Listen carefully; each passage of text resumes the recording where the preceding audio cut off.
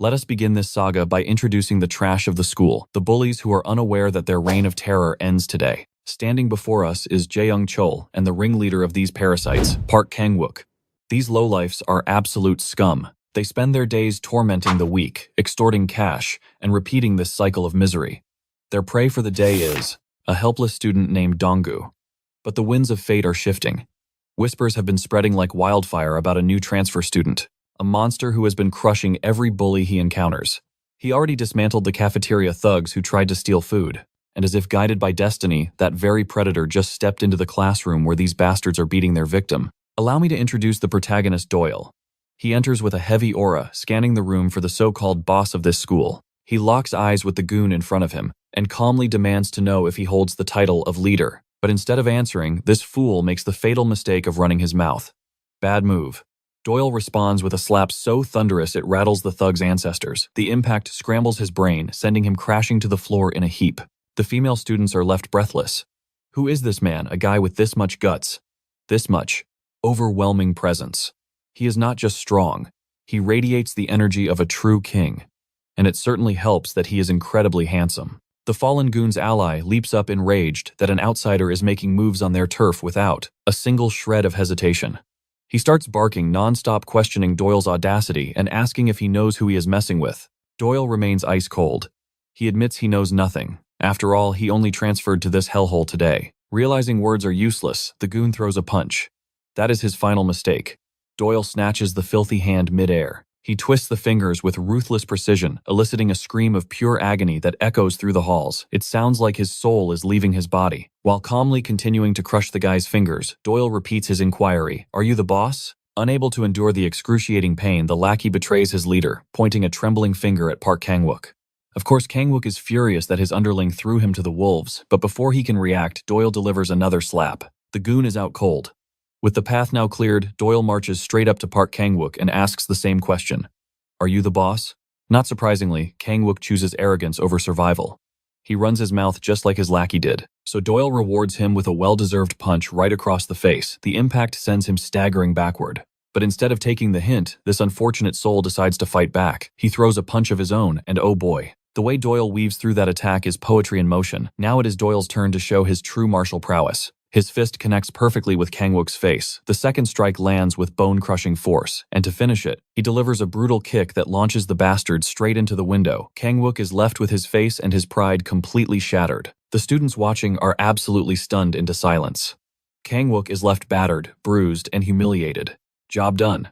Doyle makes his exit, with the same ferocious intensity he arrived with. Donggu, barely able to process the miracle he just witnessed, takes a shaky breath. He never expected salvation to look like this. Meanwhile, the girl in the back is completely captivated. Her heart is racing, dreaming of this dangerous new protector. Later, Donggu tracks down Doyle and begs him to cleanse the entire school of bullies just like he did in the classroom. But Doyle is not a hero for charity. He is a realist. He has only been in Korea for a short time and he is broke. As broke as they come. If Donggu wants to borrow his strength, it comes with a price tag. Donggu argues that this is a righteous cause, that the strong must protect the weak. That is the law of nature. Well, Doyle does not buy into that hero fantasy, nor does he have time to debate philosophy. His rule is simple: no money, no work. Desperate, Donggu pleads one last time. He and his friends are living in a literal hell. Not a single day goes by without a beating. The worst part, if they report it to the teachers, the system fails them and the bullying only gets worse. For Donggu, every day is like wandering in an endless abyss with no light. But seeing Doyle fight yesterday, watching him crush those bullies like insects, that was the first spark of hope he had seen in years. He begs desperately. Yet Doyle remains unmoved. He understands the pain, but he makes one thing clear: a man needs capital to survive. Besides, he has his own heavy burdens to carry. Hearing Doyle talk about money triggers something in Donggu. He remembers every bully who beat him to a pulp just to extort cash. The trauma explodes into frustration. He screams, fed up with people using him for money. Seeing the boy break down, Doyle realizes he has no choice but to explain his situation. You see, Doyle's lineage is cursed. His father is the head of the world's top assassin organization known as Blackhead. However, the shadows of the past still haunted him, stemming from a father who was nothing short of a tyrant walking a path of absolute misogyny and drowning his mother in endless tears. Left with no other option, he and his younger sibling fled to Korea, escaping with their mother without seeking the tyrant's approval. This rebellion ignited a blaze of fury in their father, who exacted a cruel revenge by freezing every single asset tied to their names, instantly stripping them of their wealth. While Doyle had envisioned a life of luxury in the tallest skyscraper in Korea, those dreams crumbled into dust, leaving him penniless. Facing this harsh reality, he marches forward because fate has led him to an interview at Burger King, and he refuses to let this lifeline slip through his fingers. Yet, as he declares his resolve, that social media queen, who has completely fallen for Doyle's cold charisma, listens intently from the shadows. Donggu, meanwhile, hesitates, wondering if he should trust this narrative, but his instincts tell him that this man possesses a gravity far too heavy for simple lies. Seizing the moment, Donggu proposes a bounty, 50,000 won for every enemy he dismantles. That meager offer is enough to freeze Doyle in his tracks. Donggu panics, fearing he offered too little, debating if he should raise the stakes, but defying all logic, Doyle accepts the mercenary contract without a heartbeat of hesitation. All the while, the TikTok goddess stares at Doyle, utterly bewitched. The scene shifts to the dark underbelly of the school, where a group of delinquents lounges under a gazebo. Word has spread that Park Kang-wook was crushed by a mysterious transfer student. The heavyset leader sits in disbelief that a lone wolf could decimate Kang-wook and his two lackeys with such ease. This massive figure is Park Yuong, the captain of the judo club. Until now, Park Kang-wook was their loyal hound, extorting cash from the weak to feed this glutton's greed, but now the captain trembles with fear, realizing his endless supply of pizza and tribute has been severed at the source. Beside him sits another heavyweight, sharing his anxiety, Park Judong, the vice captain of the judo club. Together they scheme to crush the transfer student who dared to disrupt their ecosystem. However, it seems fate has saved them the trouble of hunting, as Doyle walks straight into the lion's den, ready to face these villains in a one-versus-all showdown. We also see Donggu concealing his identity behind a comical horse mask. Before the violence erupts, Donggu briefs Doyle on the threat level of these opponents. Kang-wook was merely a pawn, but these two are the true kings of the school's underworld. They are recognized as the supreme bosses of Simon High School. The judo twins Park Jwang and Park Judong aim to become national athletes, keeping their academic records spotless while using Kang-wook to do their dirty work in the shadows. Kang-wook was the collector who gathered the spoils through bullying, and if he failed to meet the quota, they would unleash their martial arts fury upon predator him. But naturally, such intricate hierarchies mean nothing to a predator like Doyle. The only information he requires is confirmation that these are the targets he must eliminate. We also notice the enamored girl who has fallen into the depths of love is lingering near the judo twins, her mind completely consumed by thoughts of him. She obsessively rewatches the footage she captured of his previous battle. Her name is Seol Mina, and her fixation is undeniable as she stares into her screen, ignoring reality. Judong notices her intensity and demands to know what has captured her attention, insisting on seeing the screen as well, but the lady coldly shuts him down. At that exact second, Doyle crashes in like a human cannonball, delivering a devastating knee strike directly to Zhuang's face. The kinetic impact is catastrophic, and the giant is instantly rendered unconscious with a single critical hit. The second heavyweight rushes.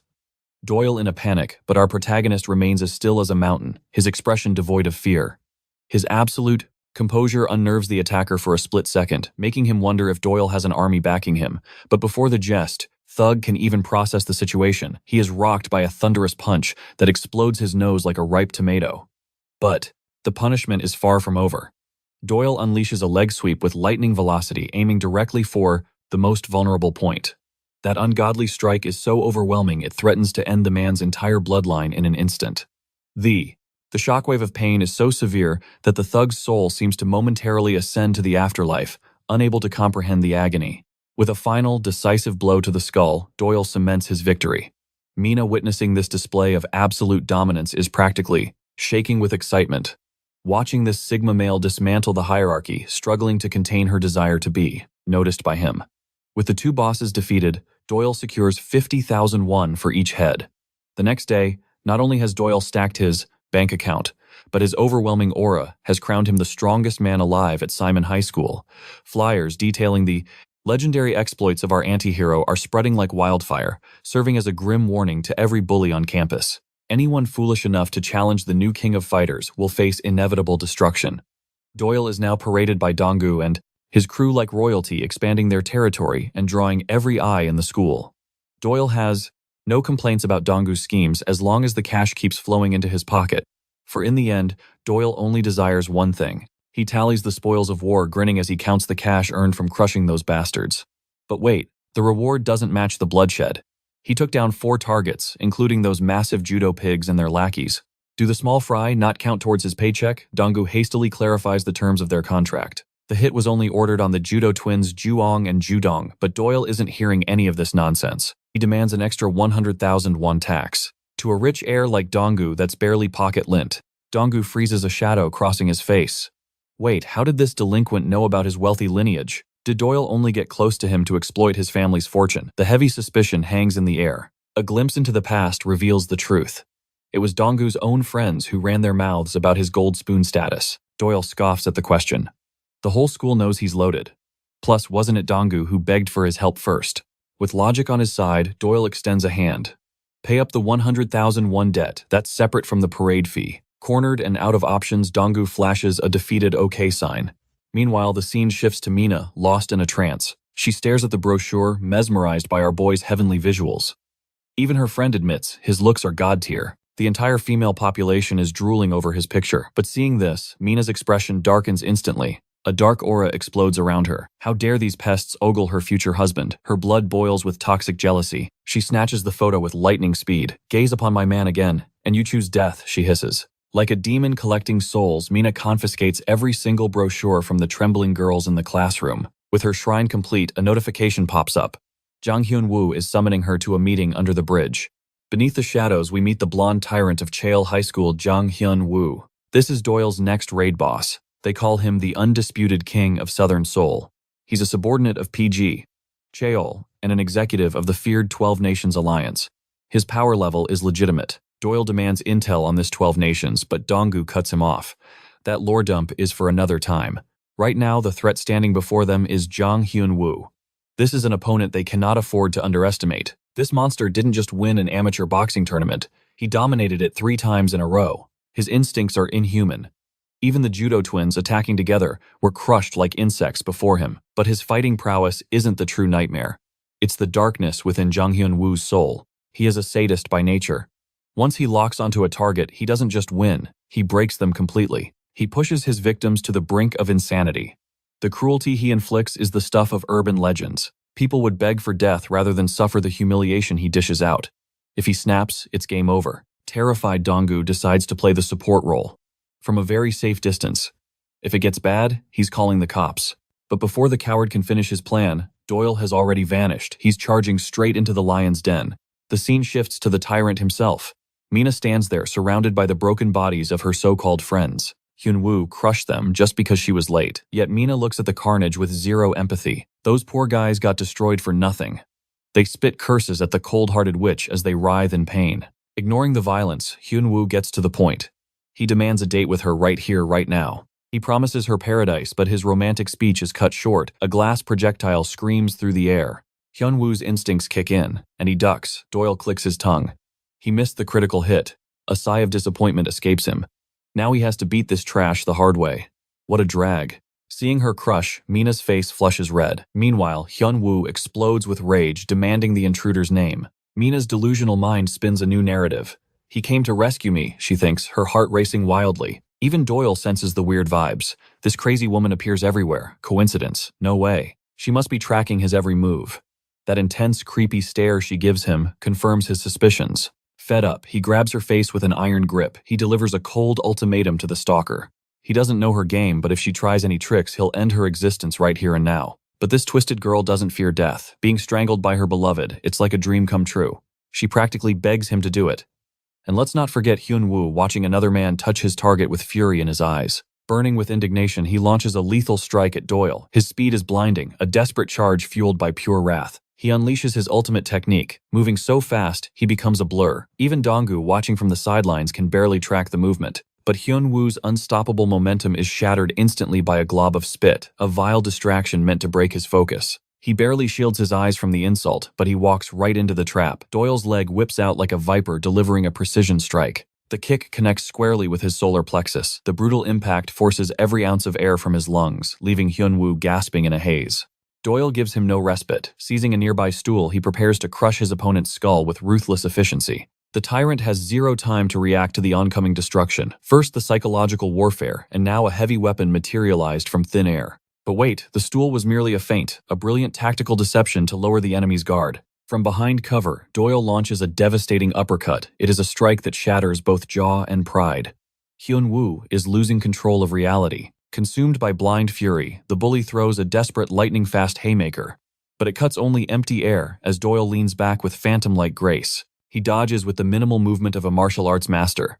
The punch was sharp, its wind pressure strong enough to sever strands of Doyle's hair. Yet Doyle remains an unmovable mountain. Without a heartbeat of hesitation, he clenches his fist, channeling all his power into a counterstrike. He drives his fist deep into Hyun-woo's abdomen. The force is cataclysmic, and the bully feels the terrifying sensation of his ribs fracturing. But Doyle whispers a cold assurance.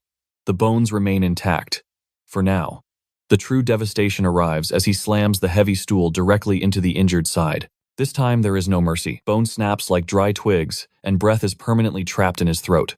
The tyrant who once ruled this domain is reduced to nothing more than a broken toy. His subordinates stand paralyzed in terror, their brains unable to process the shifting hierarchy. They cannot comprehend the godlike violence they just witnessed. Even the victim is struck dumb with awe. Meanwhile, Hyun-woo writhes on the floor, fighting for every ragged breath. Now that Doyle has engraved fear into the bastard's soul, only the final judgment remains. But in the heat of victory, his mind goes blank. Dong-gu had prepared a script, a righteous warning for the wicked to leave the innocent alone. But the words vanish into the ether. Since the heroic speech is lost, Doyle chooses a different path. He improvises something far more sinister. A decree dripping with malice. Doyle makes his ultimatum absolute. If this trash ever dares to raise his head again, or if he fails to live his life in silent repentance, Doyle swears by the heavens, he will annihilate everything the fool holds dear. He will tear his world apart piece by bloody piece and extinguish every light in his life.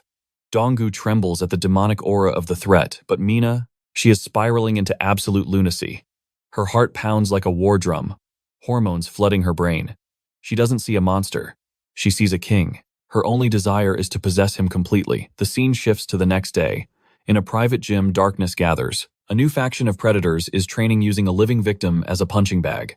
Suddenly, a scout bursts in with catastrophic news. Their subordinate Hyun-woo has been decimated by an unknown entity from Simon High School. The atmosphere in the gym turns freezing cold. Simon High. That place is the trash heap of the district. It is inconceivable that such bottom feeders would dare to bare their fangs.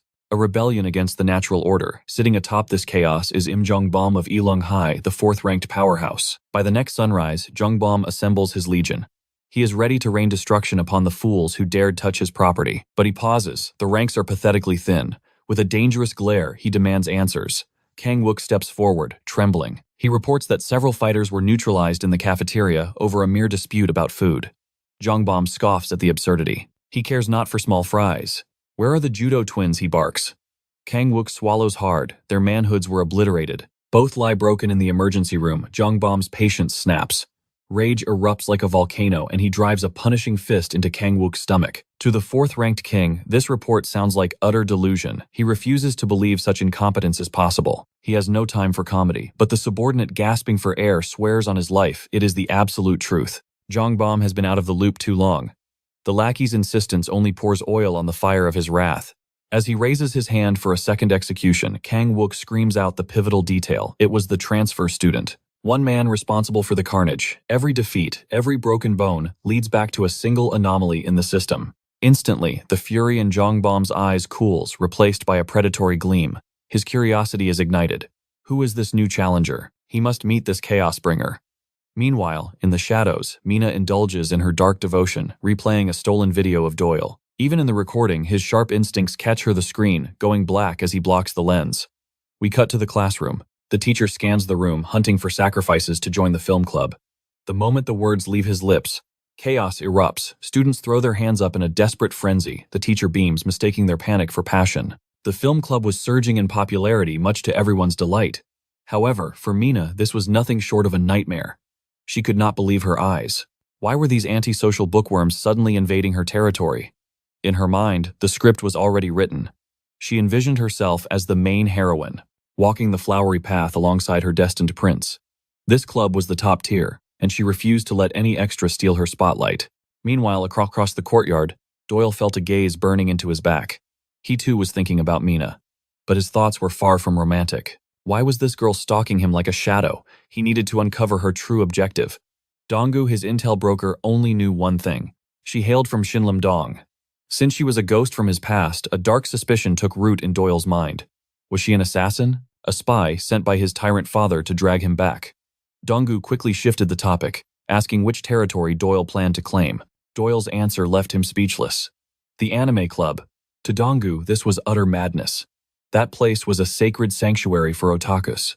And Doyle, he was an alpha predator, the furthest thing from a comic-loving nerd who sits in his room.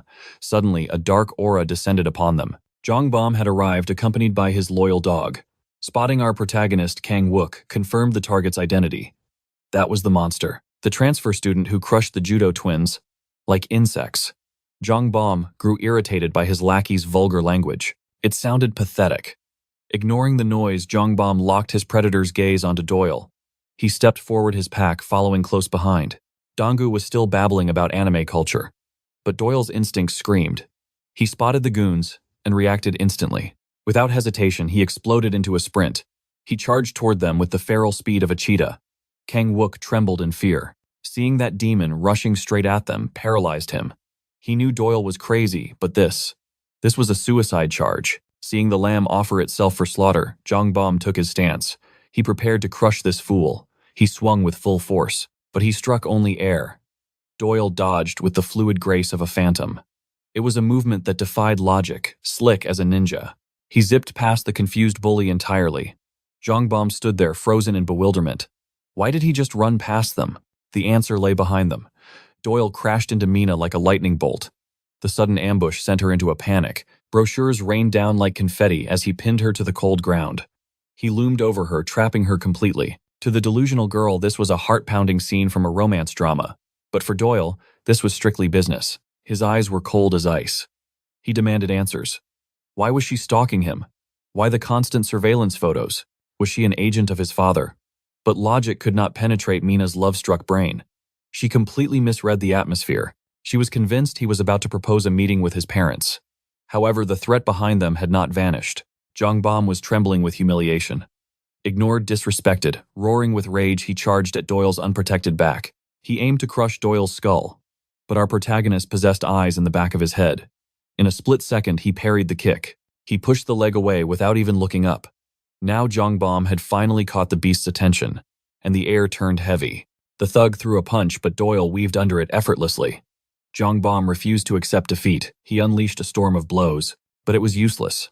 Not a single strike could touch him. Doyle decided it was time to end this farce. He prepared a counterstrike that would shatter bone. But fate intervened. A commanding voice thundered through the courtyard. It was Wang Dual, the student head of Simon High. He ordered them to cease hostilities immediately. The fight was paused. Jongbom scoffed at the old-school authority figure. He lit a cigarette in pure defiance. But he left Doyle with a chilling promise. Just wait until tomorrow. With that final threat, the pack turned to leave. They thought the battle was over, but Doyle played by different rules. He did the unthinkable. He smashed a heavy blow into the back of Jongbom's head. Right in front of the student head, the cheap shot was devastating, knocking the bully out cold instantly. Silence fell over the yard. Kang Wook began sweating bullets. Doyle had just signed his own death warrant. He had humiliated Jongbom. Even Donggu, who hired Doyle, stood with his jaw on the floor.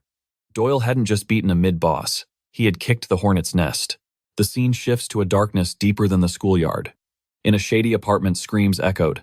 A tattooed demon was at work. He was torturing a victim for mere amusement. Suddenly, a phone call interrupted his sadistic playtime. It was bad news. Jongbom had been crushed. This terrifying figure was Im Jongchan from Ilyung High, and the hierarchy was shifting. We are introduced to the legends of the underworld, the 12 nations, 12 of the most feared delinquents to ever walk the earth. Their brutality was known across the country. But to Doyle, they were just trash waiting to be taken out. He did not care for titles.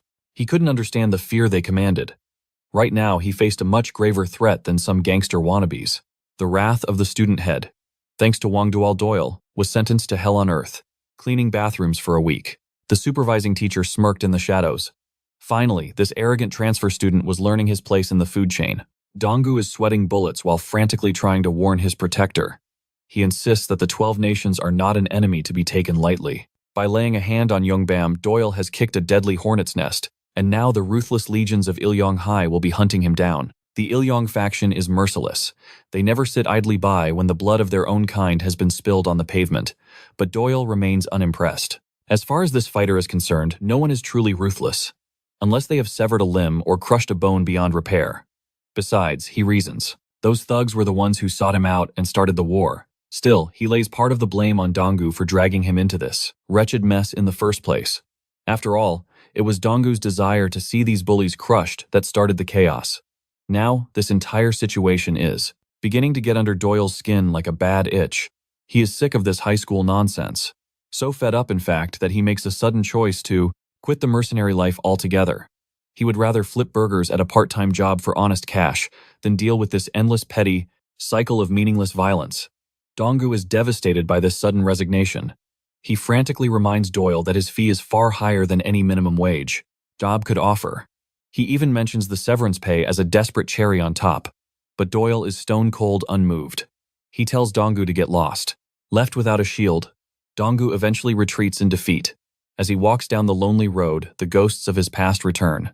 He recalls the time he was slapped by one of the school bullies. Back then, Donggu had simply glared back with borrowed courage.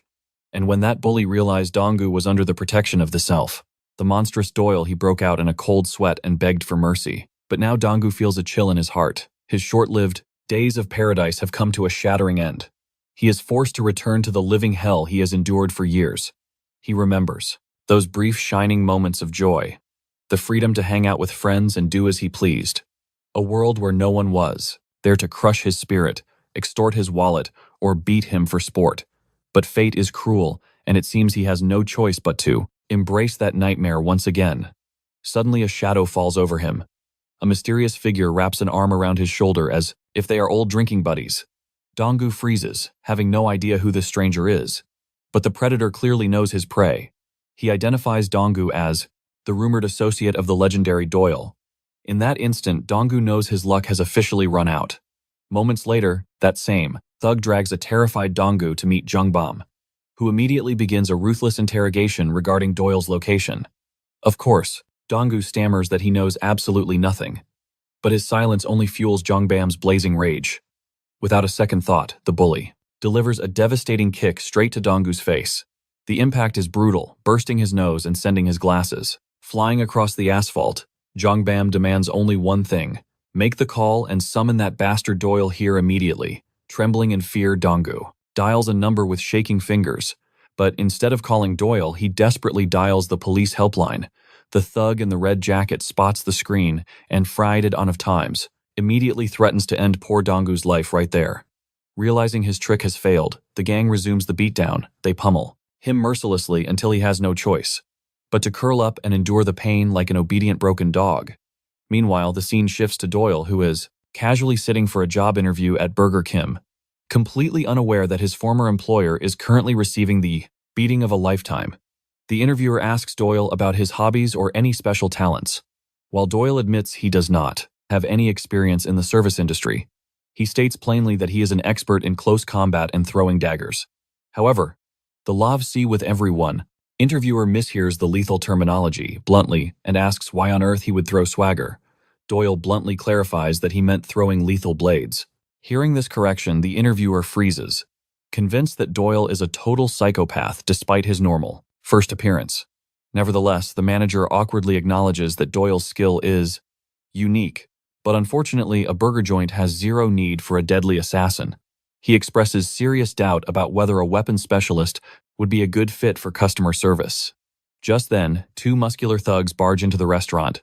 One of them is clutching his stomach and groaning theatrically. He loudly claims that a burger from this shop poisoned him, even flashes a photo of a random burger as evidence. The picture clearly shows a cockroach nestled inside the meat, undeniable proof of toxic hygiene. Hearing this commotion, other customers who had been peacefully enjoying their meals begin to panic and check their food. But it turns out the cockroach was nothing more than a harmless black olive. The shop owner tries to de-escalate the situation, bowing his head to avoid any unnecessary conflict with these gangsters. However, the thug refuses to listen, ranting about how this trash food destroyed his. At that moment, Doyle casually walks past the scene. discreetly bumping his shoulder into the ranting man. The furious thug shoots him a gaze filled with murderous intent, but Doyle remains completely unbothered by the insect's glare. Meanwhile, we cut back to the torture of Donggu. The gang checks his phone and realizes the pathetic truth. Donggu does not even have Doyle's contact number, proof that they are not friends but mere strangers. Jongbam is frustrated by this dead end.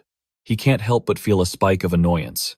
He had been camping outside the school gate this entire time, yet somehow the target slipped right through his fingers. Now his patience is wearing thin. With one final devastating kick, B turns his gaze back to Donggu. He struts away with his crew, leaving chaos in his wake.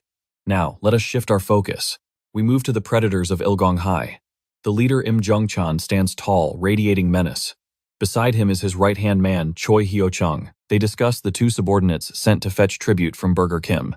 But strangely, those lackeys have yet to return. Impatient, they decide to investigate. As they approach the burger, joint fate plays a cruel trick on them. Doyle walks right past them. Since they do not know his face yet, the tiger walks among sheep unnoticed. But once they step inside the restaurant, they find a massacre. Their errand boys are sprawled across the floor, beaten into a bloody pulp. They look like broken toys. Naturally, Jung-chan's expression darkens. He scans the room with hawk-like precision. He hunts for the monster capable of this, but the culprit has vanished. That is when a memory strikes Jung-chan like a lightning bolt. He recalls the stranger he just passed outside, the one with fresh bloodstains on his shoulder. Without a second thought, he barks an order. Catch that punk in the Simon High uniform to ensure they understand the gravity of the situation. He bellows at the top of his lungs, shaking the very walls. Meanwhile, Doyle strolls down the street, cool as ice. He laments his empty pockets. He has burned through his monthly allowance, and a part-time job will not pay out until next month. He needs cash, and he needs it now. When he thinks of an instant ATM, only one name comes to mind: Donggu. And as if summoned by destiny, the boy is standing right there. It seems Donggu was heading to the scene of the crime. He was rushing to Burger Kim to check on Doyle. Relief washes over him upon seeing his protector safe and sound. But before Doyle can ask about Donggu's bruises, the hyenas arrive on the scene. The heavyweight introduces himself as Choi Hyo-chang of Ilgong High. He demands Doyle's attention, yelling trash through that foul mouth of his. He orders our protagonist to submit. But Doyle, he ignores the threat and turns to Donggu. Is the 50,000 won offer still valid? Per head, Donggu cracks a smile though. He clarifies one thing: no advance payments. Meanwhile, the big guy loses his patience. Enraged at being ignored, he charges. He lunges at our boy only to get slam dunked into the concrete. The impact is earth-shattering. But Doyle is not done. He rains down punches, destroying the bully's face with surgical precision. The other thugs watch in horror. A chill runs down their spines while our main character remains as cool as a cucumber. For this display of dominance, he demands a performance bonus. Later, after disposing of the trash, the two sit down for a meal. Over a bowl of noodles, Doyle presses for his extra cash. Then he makes a bold proposition. Give me 5 million won. I will annihilate Ilgong High in 1 week. Hearing this, Donggu bursts into laughter. It is the funniest joke he has ever heard. But seriously, why does Doyle need such a fortune? Doyle tells the tale of his father freezing his bank accounts. Just like before, it sounds like fiction. Donggu struggles to believe him. Anyway, Doyle has a question of his own. Why do you live such a miserable life? Donggu comes from wealth and has everything. Why do you let them treat you like a punching bag? Doyle knows Donggu's family influence is no joke. You could just transfer to a private school. Furthermore, why aren't his parents intervening? Don't they care that their son is being destroyed? Donggu sighs. They are both out of the country right now. Eventually, Doyle packs up the leftovers and heads out. But as he walks away, he bumps into that absolute lunatic Mina. Meanwhile, back at the burger joint, Jung-chan stares at the carnage. Seeing his lackeys destroyed, rage consumes him. He immediately dials Kang-wook's number. Kang-wook is on the toilet when the phone rings, nearly scaring the soul out of his body. Now, let us explain the hierarchy. We must speak of the 3 worst delinquent schools in Seoul. Ilgong High controls the southwest region. Some attend due to poverty, but most, they are juvenile delinquents with criminal records. They are psychopaths rejected by society. This is why Ilgong is called the worst of the worst. It is a lawless wasteland. Students smoke openly in the hallways. In fact, the school even has a designated smoking zone, a place for the wicked to gather. And the teachers, they are utterly powerless. They are puppets under student control, accepting bribes and ignoring the crimes committed right under their noses. Rumor has it even the principal is a former gangster. However, the true nightmare of Ilgong High is a man named Pyo Gichol, a member of the 12 Nations. For years, the school was divided. The school was once fractured into warring clans, but Jeol united them all under a single banner of absolute fear. From petty theft and insurance scams to ruthless extortion and even murder, his empire knows no bounds. We witness the calm before the storm outside Il-young High. For Doyle is about to turn this school into a war zone. He stands ready with a rifle in hand while Donggu brings the comic relief sporting his ridiculous LGTV donkey mask. But Donggu is trembling, terrified by the heavy weaponry. Doyle calmly assures him, "Relax, it is only loaded with rubber bullets." In Doyle's twisted philosophy, human bodies are valuable resources. Preserving them for future use is simply efficient management. As they march toward destiny, Donggu pleads for a retreat, knowing the horrors that await inside these walls. Il-young High is a lawless wasteland where police calls are treated as practical jokes ignored by the outside world.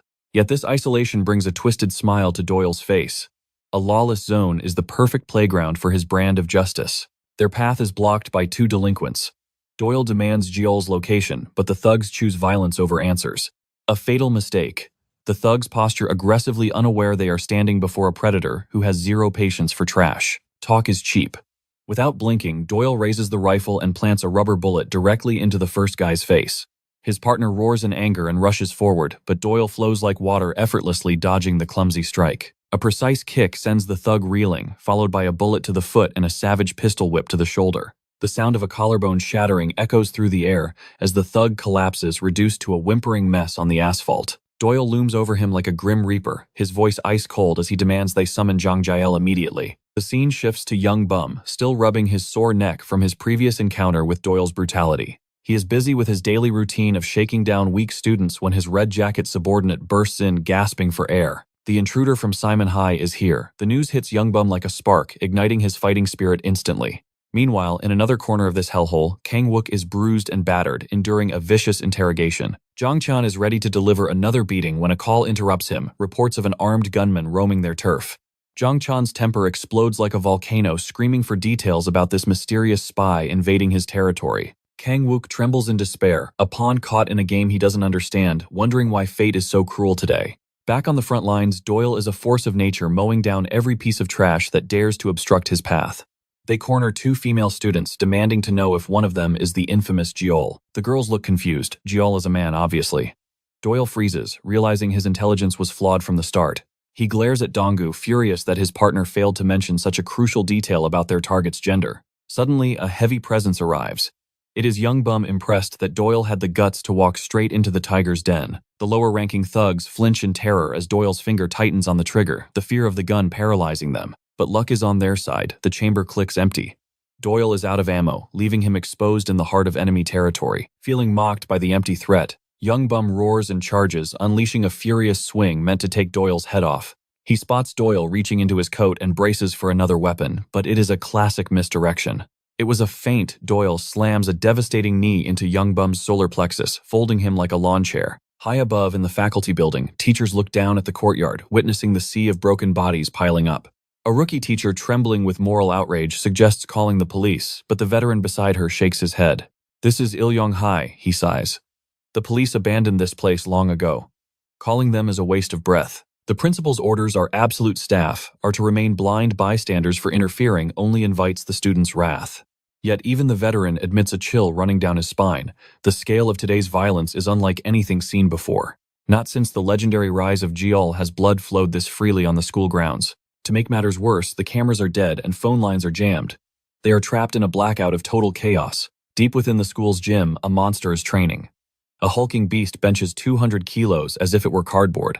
He downs a protein shake like water, finally acknowledging the terrified lackeys trembling before his massive frame. The message is delivered. Emergency summons for all executives. A spy has breached our defenses. This mountain of muscle is Park Jin-gu, a titan whose very presence commands absolute obedience. We glimpse into young Bum's past, revealing he wasn't always a thug. He was once a prodigy, celebrated by every coach in the nation. Among the crew, he was the apex predator, dismantling 6 opponents simultaneously. One could say the boy was cursed with heaven-defying talent and martial prowess that left the masses in awe. He was the very definition of a prodigy. Jong Bum grew up to become a nightmare during his middle school years. Any fool arrogant enough to claim equality with him felt the crushing weight of absolute defeat as he humiliated the living hell out of them. Jong Bum possessed a massive superiority complex. treating those beneath him like insects. It was as if he lived in a kingdom where only the strong could dictate the fate of the weak, and he took sadistic pleasure in tormenting those who dared not meet his gaze. Jongbum's existence had been a golden path right until he encountered a true monster. Doyle, operating on a different dimension, easily wove through his punches, mocking the fighter with godlike speed. Jongbum had never felt such fury. Consumed by blinding rage, he lunges forward for another strike, mind racing as he questions why his fists are betraying him now. In response, his opponent delivers a reality check in the most shameful way imaginable. Doyle smacks his face with a dirty broom, casually exposing the gap in their reach and skill. Scrambling back to his feet, the arrogant tyrant wipes the blood from his lip, his mind rejecting the nightmare unfolding before his eyes. Frustrated beyond reason, he attempts yet another strike from the blind spot. A sharp hook, but his opponent ducks with surgical precision, returning a catastrophic uppercut that knocks the soul right out of the bald bastard. Doyle sends him crashing into the realm of unconsciousness. Jongbum's sandal goes flying as he stumbles, over his own feet, adding slapstick to the tragedy. Doyle rushes in with a lightning-fast kick. Luckily, Jongbum manages to evade, but his mind cannot comprehend how this monstrous opponent moves like a phantom. This guy, a seeming nobody that no one had ever heard of, was casually beating the ever-living spirit out of him. Doyle mercilessly unleashed a full-swing soccer kick just moments ago, instilling a deep primal fear in Jongbum's marrow. The reason is simple: if that kick had connected with his jaw, it would have been an instant death sentence. Doyle praises his opponent's evasion, confirming that he had fully intended to cripple Jongbum for life. Reminding the bald head of his own philosophy, Doyle emphasizes that no amount of begging will save him from the karma he has earned. Watching this brutality, Dong-woo is left speechless. Doyle considers showing mercy, but what purpose would that serve? This psychopath is currently in the mood to shatter a leg as a parting gift. Hearing those cold words, Jongbum is forced to relive his past, how he used to mercilessly trample on the weak. In a poetic twist of fate, the tables have turned, and he is now the victim of his own cruel logic. Enraged, he tries to whirl a desperate haymaker to strike down Doyle, an attack that is meticulously evaded.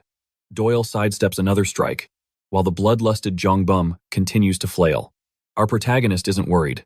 This is simply child's play for him. As he casually throws not just one but a fleet of strikes into his target, Jongbum is utterly dismantled. With a final definitive strike from Doyle's wrathful lunge, the sight of his leader's humiliation leaves the lackeys at a total loss. They stand frozen, watching Jongbum getting toyed with, gargling on his own blood and pathetic words. Crumpled on the ground, he stares up at Doyle, who looks down on him with the eyes of a conqueror. He informs Jongbum that this high school is nothing special. Powerless to act on his own, the bald head turns to his minions, roaring at them for standing like statues. Jongbum screams, orders commanding them to swarm Doyle. But how could they move? Not after witnessing one of the most brutal takedowns in history with their own eyes. Sometime later, the senior, Jongchan, walks through the school hall with an aura of annoyance. The dean of the school attempts to intervene, stopping them from walking in as if they own the damn place. But these gangsters don't give a singular damn about him merely turning away from his direction, deeming him unworthy of their gaze. The dean calls them out for the disrespect, going as far as to shout insults at the invading delinquents. Jongchan was already agitated, and he is done playing games. He approaches, the old man sliding his hand into his pocket as if reaching for a lighter. In a sudden blur of motion, this man proceeds to stab the dean with the full force of a hidden weapon. The students freeze in absolute terror. Jongchan coldly reminds the dean that he won't get his way just because he holds a teacher's title. Now, humbled and no longer in the mood to challenge the hierarchy, the dean collapses, blood trickling down his body. Jongchan spits on the man, before turning his attention back to the clowns who ignored his call. He hands the bloody weapon to one of his subordinates, ordering him to take the fall for stabbing the dean.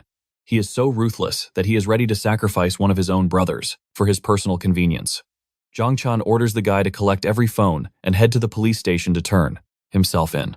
This will lead to nearly 3 years of imprisonment, but Jongchan doesn't care, because he won't be the one in a cell. The true tyrant turns his back on the chaos, leaving a mere pawn to clean up the mess. The perspective shifts to Doyle, who stands over the broken body of Jongbum. Despite his shattered limbs, the bald delinquent cackles like a madman in the face of agony.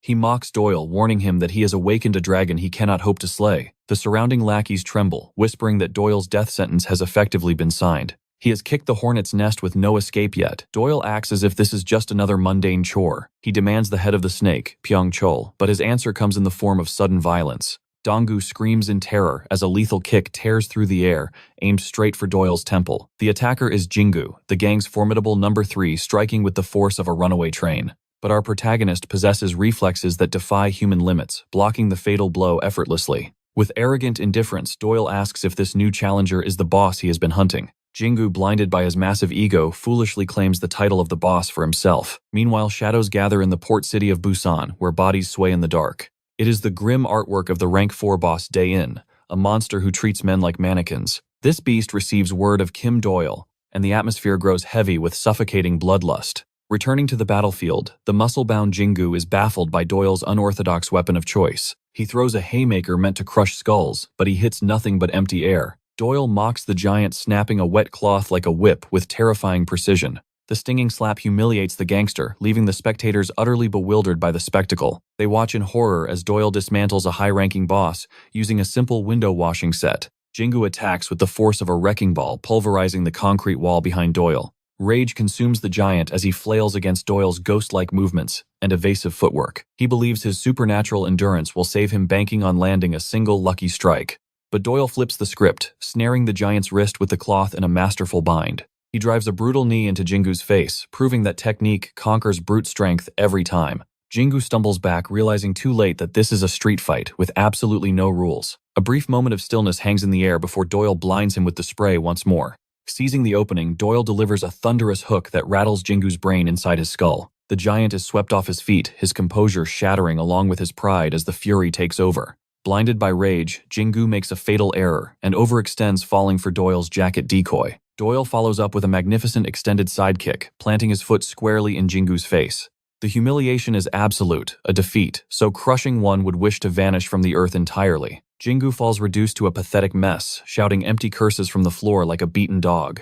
But Doyle has no mercy left to give, striking a vital point with ruthless efficiency. The hall echoes with the sickening sounds of impact as the brutal beatdown finally concludes. The dust settles, and Doyle stands victorious, looking down on the fallen like a conqueror. He believes he has beheaded the snake, unaware he has only crushed a subordinate imposter. The low-level thugs are confused, having never seen the true face of their mysterious leader. Only the red jacket knows the terrifying truth, trembling at Doyle's monstrous combat ability. Doyle turns to Dong-gu, demanding his payment for a job well done with a smug grin. But the trembling student has to break the bad news to our hero. The war is not over yet. Doyle dismisses him, convinced of his victory, as they casually stroll away from the carnage. Behind them, the red jacket is left paralyzed by the sheer horror of the power he just witnessed. Hours later, the psychotic blonde executive descends into madness, seeing his elite fighters destroyed. The hierarchy is crumbling, and by the next morning, rumors of the coming storm spread like wildfire. Doyle chewed his lunch in silence, his senses sharp as he analyzed the chaotic aftermath left by Zhang Chan. A realization struck him cold. Zhang Chan would never display such frantic rage if he had truly defeated the real Ji Chol. It confirmed a dark suspicion. He had merely crushed a decoy, leaving the true monster still lurking in the shadows. Meanwhile, Dong-gu could barely comprehend how Doyle was casually eating in the classroom, ignoring the heavy tension in the air. Their banter quickly turned serious, guilt crashing down on Dong-gu like a mountain for the injuries inflicted upon their dean. After all, he was the one who ignited the war with the Ilung gang, using Doyle's terrifying power as his shield. Now the students felt a duty to visit the hospital. Dong-gu was desperate to go, but he lacked the courage to face the consequences alone. Doyle remained indifferent as stone until Mina arrived, weaponizing her stunning beauty to force his hand. She geared up for the trip, prompting Dong-gu to ask why a goddess like her was hanging around the anime club losers. But her motives were simple. She was helplessly obsessed with our cold-hearted protagonist, drawn to his danger like a moth to a flame. She joined the club just to be near him, yet Doyle's reaction was brutal. Staring down the barrel of a gun, he aimed right at her. This man knew she belonged to the streets, but twistedly enough, she took the threat as a thrill, her obsession bordering on madness. The weapon was terrifyingly real, and Doyle casually offered to let the terrified students hold it. For the right price, of course. It was a scene of pure absurdity, causing Dong-gu to mentally break the fourth wall, wondering how his life became this chaotic. The scene shifted to the sterile halls of the hospital, where the dean was being urged to rest his battered body. Luckily, the wounds were not fatal, but his spirit was restless. A true leader who refused to abandon his post. He swore to return in 1 week, his will of iron refusing to bend even as his physical form screamed for recovery. His wife pleaded with him, seeing the pain he tried to hide, reminding him that even heroes need time to heal.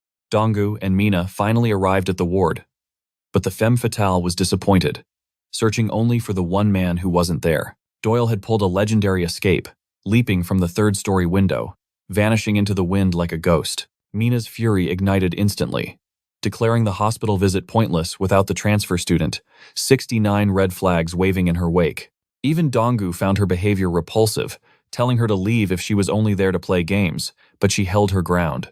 Before the argument could escalate, Donggu froze, his hand hovering over the door handle as he heard the dean's voice inside. Inside, a conversation of 2 decades of marriage unfolded, his wife sensing the deep agony behind his brave facade.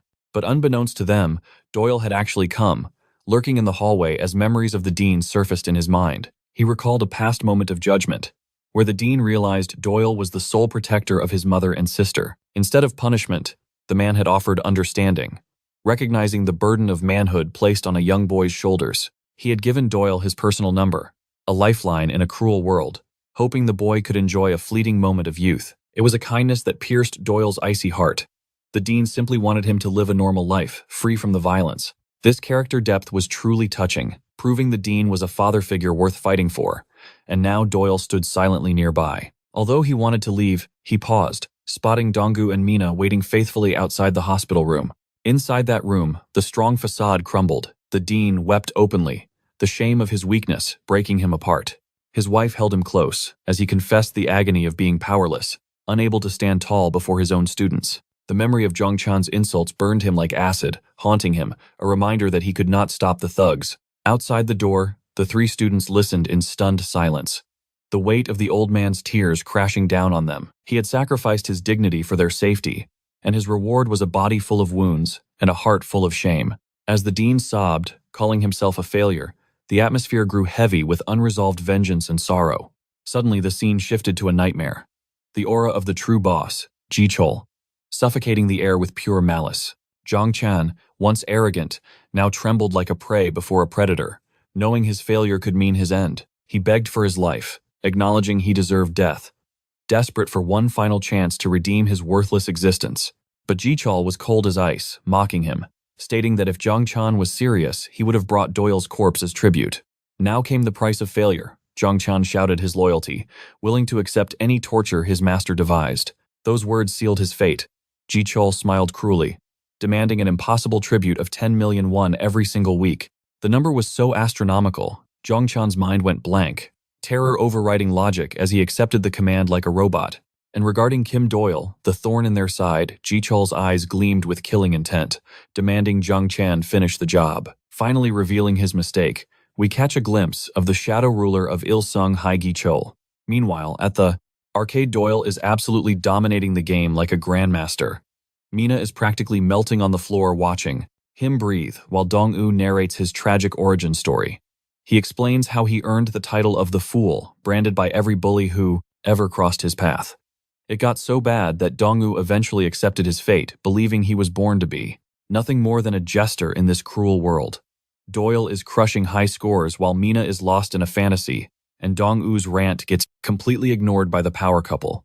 Mina thinks this is a romantic date, but Doyle coldly tells her to get lost. This man is an ice block. He won't give her an inch. Remembering the dean's warning, Dong-u scolds them for relaxing at such a critical moment. He regrets recruiting Doyle for his cause, realizing the guy is just as much of a chaotic brute as the rest. Dong-u mentally checks out, accepting that asking for Doyle's help is futile. The guy charges a premium fee for even breathing. But just as he turns to leave, our anti-hero stops him. A tiny spark of hope ignites. Does he actually care? It is absolutely hilarious, because Doyle only cares about snatching his lunchbox. Dong-u throws a pathetic tantrum screaming that he was the one who paid for that food. The scene cuts, shifting to the dark underbelly, where the gang is on the hunt for Doyle's sanctuary. But the dragon is well hidden. They can't track him down no matter how hard they search. No one knows his address, making it a nightmare for Ganghyuk to find him. The poor lackey curses his wretched luck, always getting saddled with the impossible missions. Suddenly, the massive enforcer buries a fist in his gut, smashing him into the pavement. The rain pours down, masking the sound of the brutal beating. The fat mobilize once results on Doyle's location. He continues to bash Gang Hyuk's skull, treating him like a useless stray dog. It is here that Gang Hyuk enters a state of deep despair, wondering what great sin he committed to deserve this hell. Witnessing the violence, the civilians freeze in terror. Jongchan strides through the chaos like a king, his underlings ordering the crowd to vanish or face the consequences. Gang Hyuk receives a death sentence if he doesn't bring Doyle to this spot in 60 minutes. He won't be returning home in one piece. And yes, the threat is very real. Gang Hyuk questions the unfair reality before him, his thoughts spiraling as tears mix with the rain. The spectators aren't lifting a finger to intervene. Not a single soul calls the police to save him. But hiding among the crowd is Dong-woo, terrified to make eye contact with the predator. The moment their gazes lock, Gang Hyuk stutters and screams his name, identifying the poor guy as Doyle's loyal slave. You can see Dong-woo's soul leaving his body, knowing the storm that is coming. The worst-case scenario unfolds as the wolves descend and beat the life out of Dong-woo. Shortly afterwards, despite the pain, he refuses to betray his friend. Jongchan looks down with pure disgust, sickened by a weakling putting up such resistance. With wide, serious eyes, Jongchan decides to give Dong-woo a grim, a reminder of their hierarchy. Twirling a blade in his hand, he intimidates the kid by bringing up the memory of what he did to their dean. The image of the old man weeping in defeat flashes through, his mind like a nightmare. Jongchan explains they only want business with Doyle. Call him and they are good. Aside from that one condition, the innocent victim is powerless to save his own life. Trapped in a position of total helplessness, Dong-woo's trauma resurfaces memories of his father mocking him for being weak, just like his mother. Those same cursed words are now spoken by Jongchan, who promises mercy in exchange for Doyle. Finally, something snaps. Dong-woo opens his mouth and declares he is not an idiot. His defiance baffles the gang leader. Dong-woo repeats himself, revealing that Jongchan's group are the true clowns here. Hearing such a provocative insult, Gang Hyuk loses his mind. Jongchan bursts into a sinister laugh as if it is the funniest joke he has heard all year. To make his point, he slashes Dong-woo across the nose. A sharp cut sprays blood, bringing him such agony that a scream rips from his throat. Jongchan grabs his face coldly, reminding the kid of his place in the food chain. He sees him as nothing more than garbage that needs to be crushed into the dirt. But raising his hand, Dong-woo summons the spirit of a warrior for the first time to stop his cowardice from consuming him. He grabs Jongchan's arm, fueled by the rage of every beating and every humiliation he suffered in school. He holds on. Jongchan wonders if this guy has a death wish or if he just didn't hear the warning. To instill the hierarchy deep into his bones, Jongchan slams Dong-woo with a devastating impact, sending him crashing to the cold floor. Time ticks by, but Gang Hyuk is left bewildered. Where is this sudden burst of spirit coming from? This stubborn resistance will only invite more agony. Yet Dong-woo refuses to break. He remains a fortress of silence regarding his friend. Ironically, it is Jongchan who gasps for air, exhausted by the sheer brutality of his own assault. Now that the boy is unconscious, the violence pauses. But Jongchan does not care. He would tear the boy's mouth apart to drag out the truth about Doyle. But wait. Against all odds, the flickering light of Dong-woo's consciousness remains. Does this kid have a death wish? He chose the absolute worst moment to find his courage. Staring down the devil himself, he calls Jongchan a bastard. Memories of the torment inflicted upon his school flood his mind. He labels them the true villains. Why must the weak always bear the title of fools? No, the real idiots are the ones creating this chaos. They are the ones who deserve heaven's punishment. Gang Hyuk watches in horror, realizing the kid is digging his own grave with every word. If he keeps yapping, he will be slaughtered. But Dong-woo continues, his voice trembling but firm. Their lives would be paradise without this gang's poison. Pointing a shaking finger at Jongchan, he names him the root of all evil, roaring that every single member of this twisted gang is utter trash. The air turns ice cold. Jongchan acknowledges the insult, slowly turning with murder in his eyes.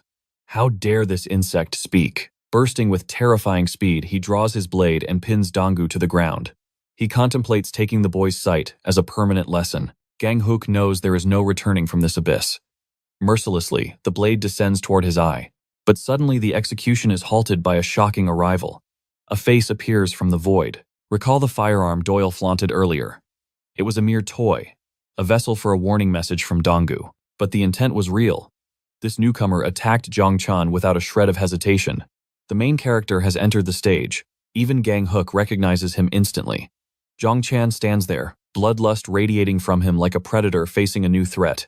Doyle looks at his battered friend, finally understanding the phone swap. Tragically, his screen is shattered beyond repair. He locks eyes with the freak show responsible. But then he notices the true tragedy. His delicious lunchbox obliterated on the concrete. To Doyle, this is a code red emergency, not because his friend nearly lost an eye, but because his precious meal is ruined. Thrilled to finally punish the pest who caused this culinary disaster, Zhang Chan roars, but he fails to see the monster before him. Doyle blitzes him with godlike speed. He moves so fast that his fists seem to vaporize Zhang Chan's flesh on impact. Doyle remains calm, focused solely on vengeance for his lunch. But to understand the gravity here, we must look back. The Sayamdong Golden Karaoke incident. The territory was once ruled by the ruthless thugs known as the hot-blooded men. They were a rising power, corrupting police officers with women and money to secure their untouchable status. The law could not touch them. The police turned a blind eye to their tyranny, yet this empire was reduced to ash in a single night at the hands of a ruthless destroyer. Their leader, Li Hul, was celebrating his birthday in luxury. 21 elite members gathered for the feast, but then a single intruder walked through the doors. By the end, every member lay broken. They were destroyed by one man suffering life-threatening injuries, and the one responsible was just one psychopathic 13-year-old boy. A child with eyes full of arrogance and disgust. That boy was Zhang Chan. It defied logic. A mere child decimating a gang that even the police feared. 21 men crushed by one pair of hands. Shortly after, the rumors of his cruel power swept through Seoul like wildfire. Fear gave birth to a nickname befitting his savagery, the demon Im Zhang Chan. Yet that very demon now stands trembling. The legend is being dismantled. He is on the receiving end of a one-sided massacre, unable to even react. He looks like a lifeless rag doll. His mind races. Has he been drugged? He cannot fathom losing to a nobody like Doyle. Desperate, he aims a sharp stab. But Doyle dodges as if he is moving in slow motion. He flicks the blade away. Zhang Chan tries a wide swing to catch him off guard, but even that is effortlessly evaded. His distress mounts with every missed strike. Doyle stares back with a bored expression that screams, "Are you done yet, kid?" Finally, Doyle delivers a soul-shattering uppercut to the bastard's jaw. Even with his eyes wide open, he couldn't track the movements. Zhang Chan refused to kneel, wiping the crimson blood from his face, looking pale as a ghost. His pride wouldn't let him accept defeat against a guy he considered trash. A loser he should have crushed in a fair fight.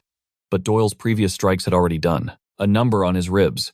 Agony surged through him like electricity, forcing a wretched scream from his throat as he clutched his side. To Doyle, this guy was just a noisy insect that needed to be silenced.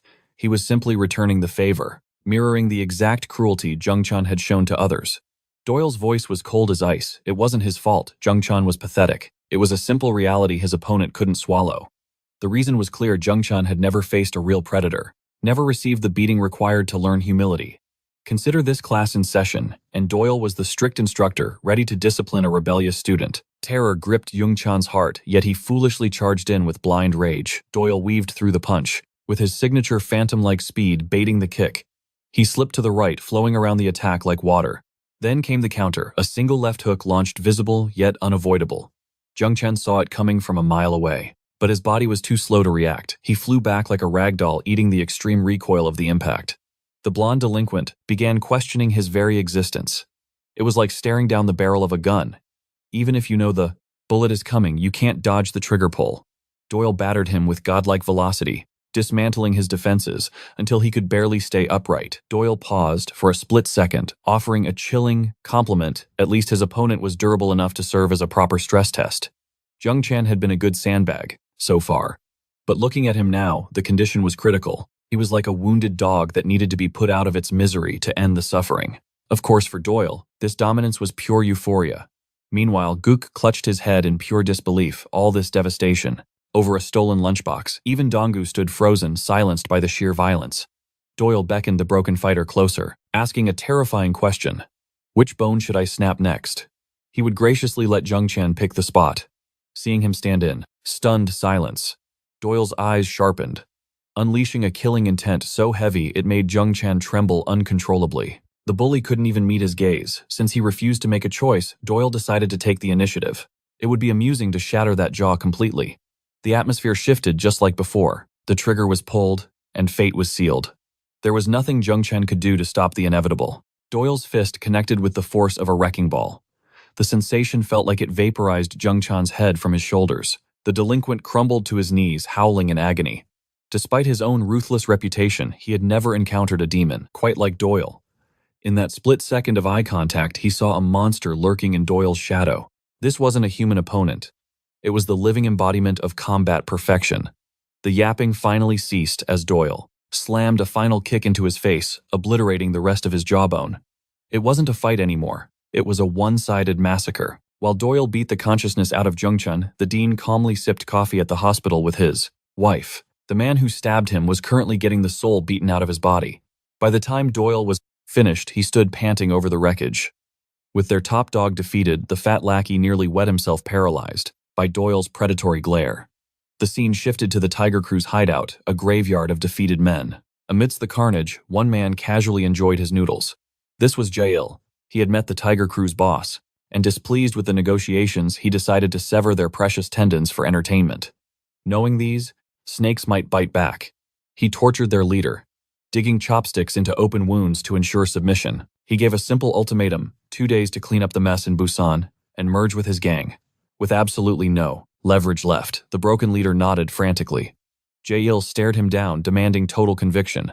Satisfied with the fear, he saw the maniac left with a twisted smirk. As he walked out, his chief of operations handed him a buzzing phone. But the voice on the other line wasn't an underling, it was Doyle, and he meant business. The moment the door swung open, Jae-il froze. There stood the man himself, phone to his ear. Doyle had raided their turf personally. He was the one they had been hunting, and he had taken the time to annihilate every single guard on his way up. Wearing a smile straight from a nightmare, Jae-il didn't look afraid. He looked entertained. The real monsters were about to clash. The faculty trembled in fear, questioning the madness of burying such a violent catastrophe, especially involving an outsider who brutally assaulted the students.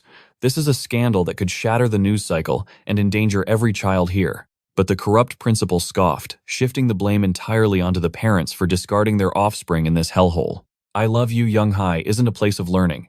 It is a landfill where society tosses the broken children they have abandoned, hopelessly believing them to be beyond saving. Even if they were rehabilitated, it would change nothing in the grand scheme. In his eyes, these students are worthless trash, and to protect his reputation, the head chairman chooses silence over justice. This spineless coward believes bystanders should remain blind, while a darkness far more sinister festers in the shadows. Meanwhile, outside the office walls, our protagonist is busy dismantling the chief of operations with absolute brutality. Hook Chol crashes to the pavement, shaking off the impact only to realize his opponent possesses a terrifying mastery of martial arts. He recognizes the judo throw immediately, but as the fighter descends upon him, Hook Chol realizes he cannot read this monster. It is the same nightmare he faced with Jong Chan. He can see the strikes coming, but his body is too sluggish to react. Hook Chol is not a fool. He knows that in a battle of speed and technique, he is already a walking corpse. His only path to victory lies in grappling, but the moment he attempts to seize Doyle's frame, the end has already begun.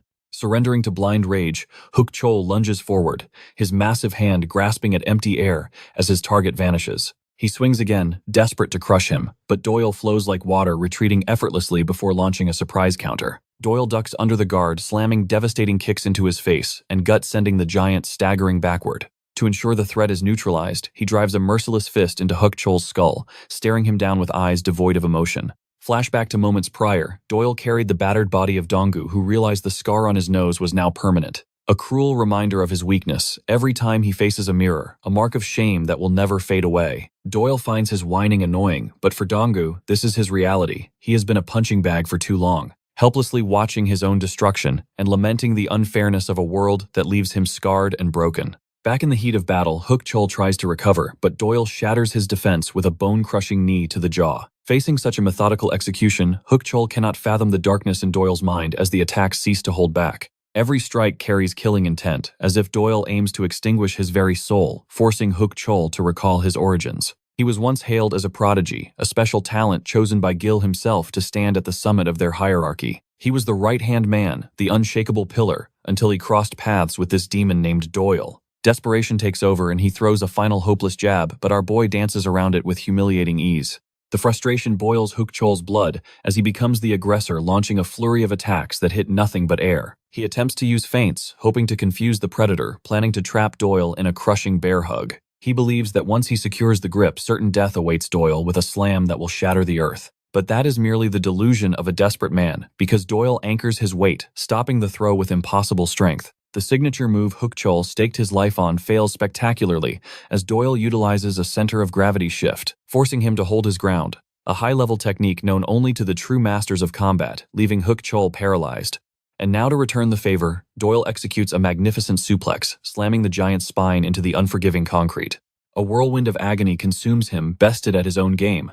By a boy who defies the laws of weight classes, Doyle's mere existence is an insult to reality, leaving Hook Chol's world spinning as he barely clings to consciousness. Through the haze, he sees a final kick approaching, mirroring the deal he made with Donggu just moments ago. Donggu had promised him endless wealth, practically begging to buy Doyle's loyalty and friendship as a shield. Our boy tosses Hook Chol's massive frame aside like a deflated balloon, his face a mask of cold indifference to the plea. Even as he towers over the fallen giant, the memory of that transactional friendship lingers in the air. But the chaos attracts the authorities. The police swarm the scene trying to seize Doyle for the earlier assault. They attempt to shackle the beast when suddenly a brick smashes into an officer's face. With sickening force enter Ji Chul. This absolute menace has no respect for the law, stopping the arrest by unleashing his own brand of psychotic violence. He dismantles the police like a force of nature, standing over the unconscious bodies with a look of pure ecstasy.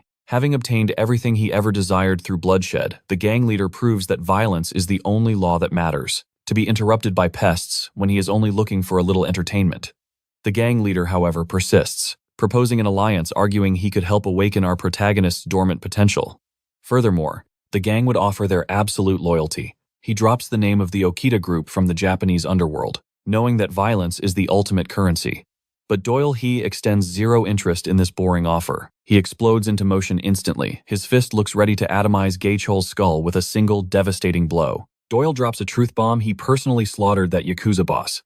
This man is absolutely unstoppable. Meanwhile, shadows move in the background. The head principal recalls a secret meeting with a congressman. They suspect a student has breached their security to steal vital business secrets from the club. Back in the brawl, a shock, Ga Chol actually blocked that lightning-fast strike just in time. A twisted grin stretches across his face.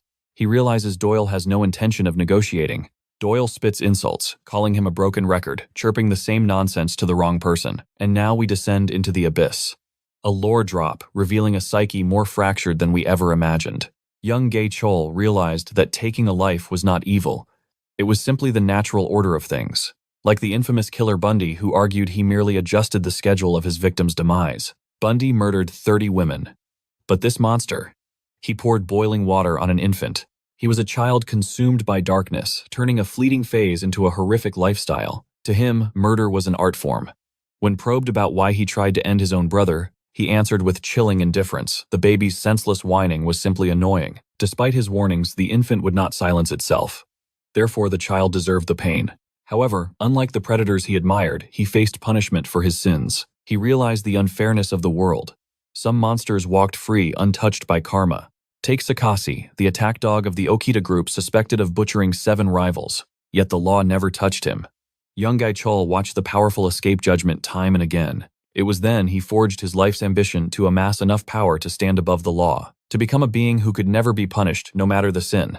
To be immune to consequences. He wanted the authority to determine the time of death for others. He wanted to play God. Years later, he stood before his brother, whose face was ruined by that boiling water assault. He confessed the true reason for his cruelty. He refused to let a copy of himself exist. In his twisted philosophy, there could only be one deity in this world. Now facing Doyle, he channels that God complex. Doyle answers with a razor-sharp kick, but the leader weaves through the attacks. He catches every blow, though not without cost. A wound opens on his head. He is baffled. How can anyone move faster than him? Doyle mocks him, revealing he hasn't even started trying yet. He's just playing with his food. But a seed of doubt sprouts. Is Ga Chol transcending human limits right before his eyes? The boss boasts of his history, leaving a river of blood and broken bodies in his wake. Yet this is the first time he has met a monster like Doyle. Intrigued, he lunges with full killing intent. He mimics Doyle's technique perfectly. Doyle is actually impressed by the copycat skill. But being impressed won't save him. Our boy sends him flying with a devastating counterblow. Blood paints Ga Chol's face, yet his fighting spirit burns brighter. He sweeps low to take Doyle down. Doyle dances away, but the follow-up attack is ferocious. It is getting harder to dodge. Ga Chol takes a hit to the face, just to close the distance. He is trading blood for position. He drives a knee upward. Doyle ducks, his mind racing to analyze this freak of nature. The longer the battle rages, the stronger Ga Chol becomes. A truly terrifying evolution. He throws a haymaker that rivals Doyle's own godlike speed. Doyle marvels that such a monstrous talent was hiding in a simple Korean high school. Chol ramps up the pressure. His speed has increased as if under the effect of a constant buff, yet his attack patterns are amateurish. Doyle is simply dancing through the storm of fists.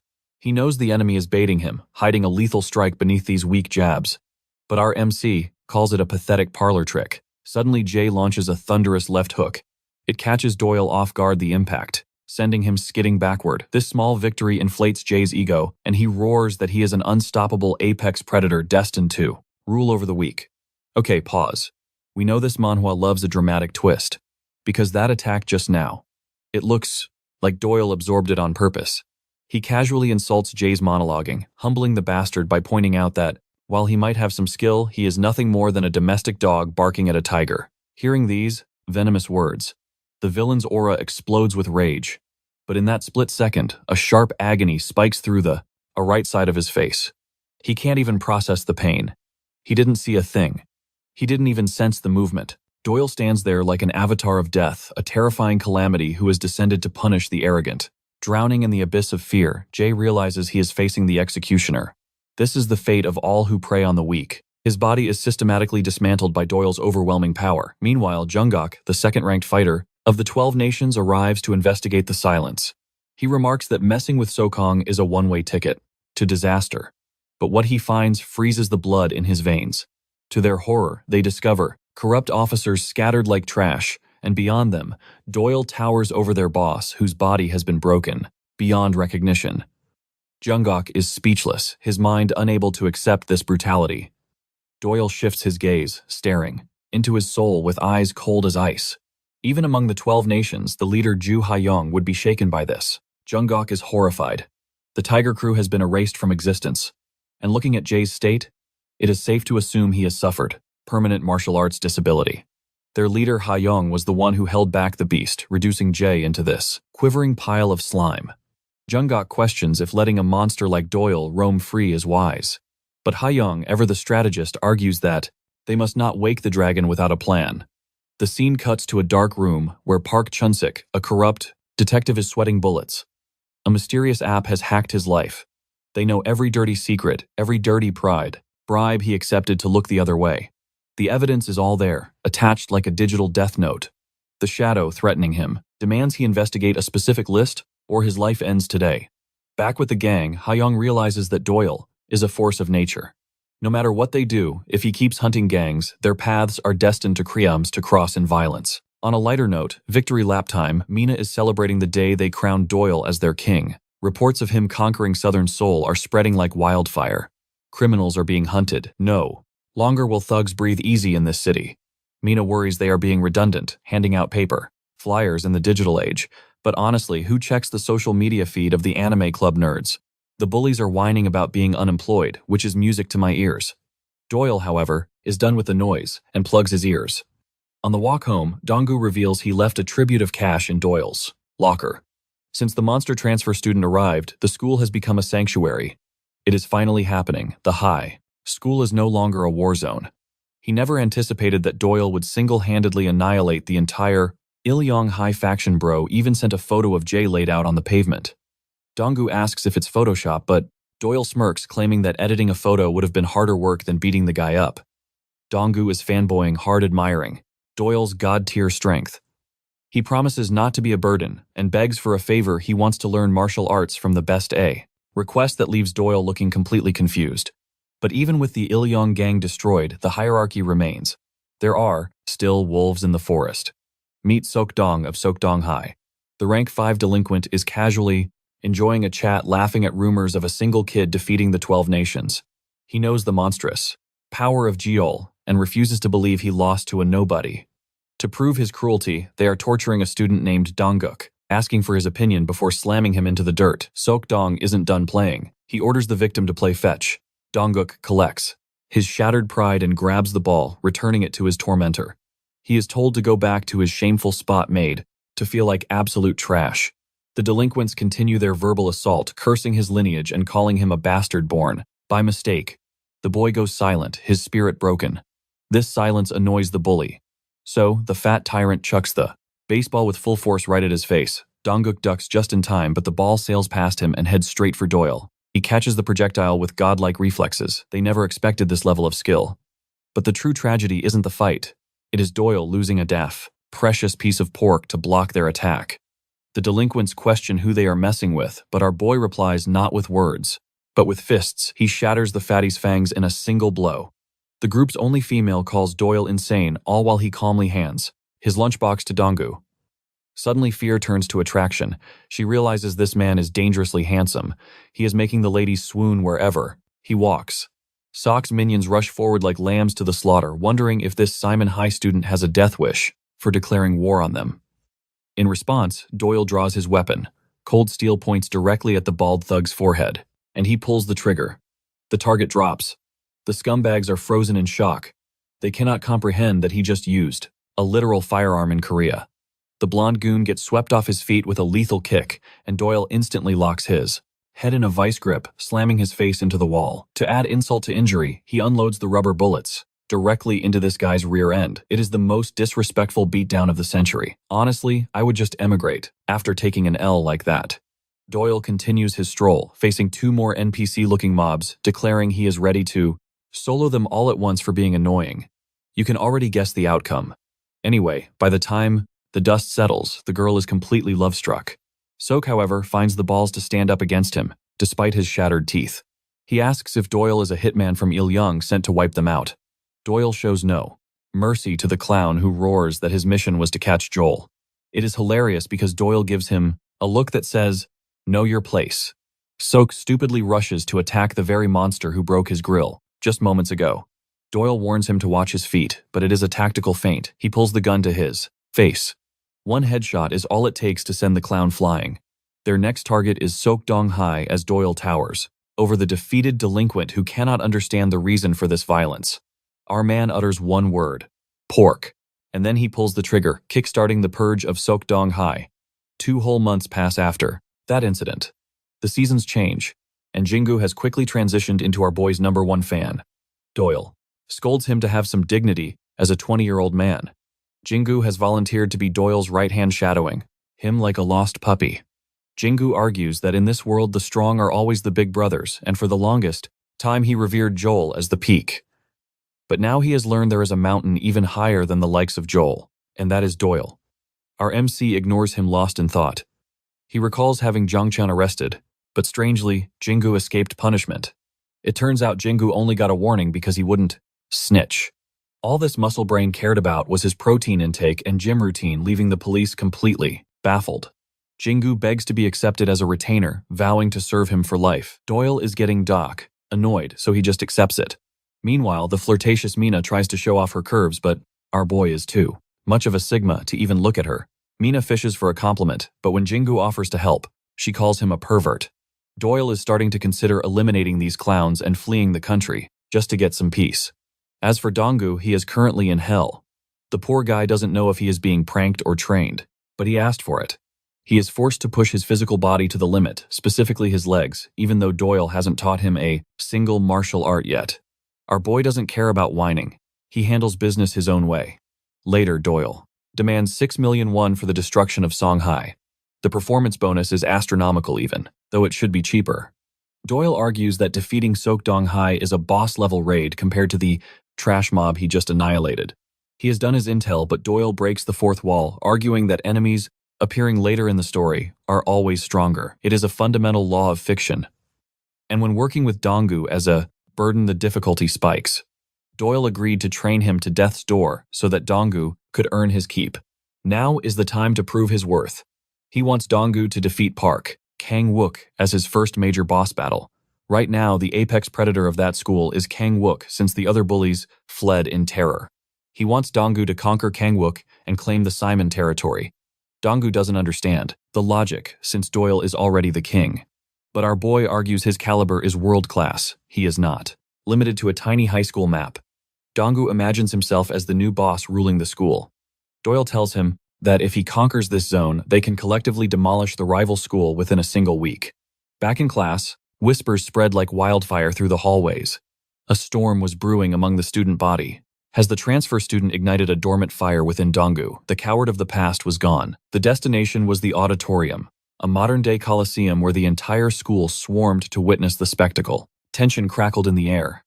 Donggu trembled, but his opponent only smirked, expecting an easy slaughter. The duel commenced. Meanwhile, Doyle's reputation had already ascended to mythical status. He was the demon who crushed Jae-il into the concrete, a fact whispered by every witness in fear. Though the footage vanished, the result remained a broken tyrant in a wheelchair forced into retirement. Rumors swirled that the National Federation itself had to intervene to stop the utter carnage. It defied logic.